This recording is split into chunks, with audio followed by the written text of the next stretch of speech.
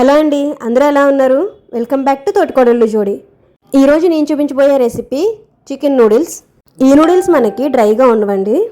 మీరు ఎప్పుడైనా బయట బండి మీద చికెన్ మ్యాగీ నూడిల్స్ తిన్నారా? చాలా టేస్టీగా ఉంటుంది. సో అదే టేస్ట్తో మనం ఇంట్లోనే ఎలా చేసుకోవాలో చూపించబోతున్నాను. పిల్లలైనా పెద్దవాళ్ళైనా ఎవరైనా సరే చాలా ఇష్టంగా అయితే తింటారు. అండ్ బయట క్లైమేట్ చల్లగా ఉన్నా వర్షం పడినా మా ఇంట్లో అయితే నూడిల్స్ మస్ట్ అయిపోయినాయి.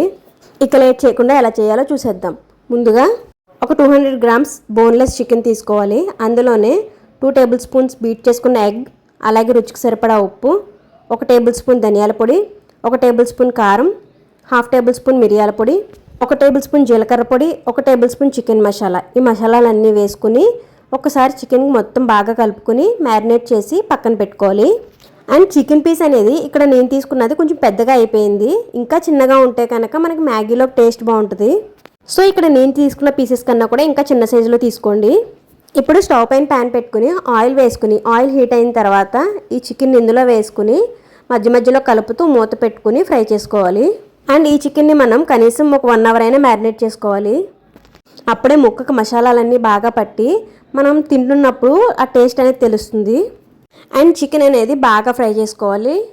అండ్ ఇక్కడ నేను తీసుకున్నది మొత్తం మీడియం స్పైస్లో చేస్తున్నాను. సో మీకు కారం కావాలి అంటే ఎక్కువ యాడ్ చేసుకోవచ్చు.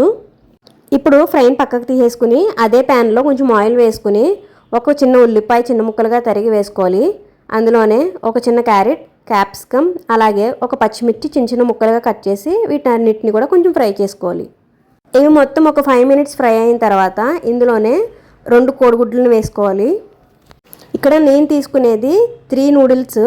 సో నేను 2 ఎగ్స్ తీసుకున్నాను. ఈ ఎగ్ని బాగా బీట్ చేసుకుని ఇది కొంచెం ఫ్రై అయిన తర్వాత ఇందులోనే కొంచెం పసుపు, రుచికి సరిపడా ఉప్పు, అలాగే కొంచెం కారం వేసుకుని ఫ్రై చేసుకోవాలి. ఇప్పుడు ఇందులో వాటర్ కోసం 250 ml గ్లాసెస్ తోటి ఒక నూడిల్స్కి 1 గ్లాస్ చప్పున వేసుకుంటాము.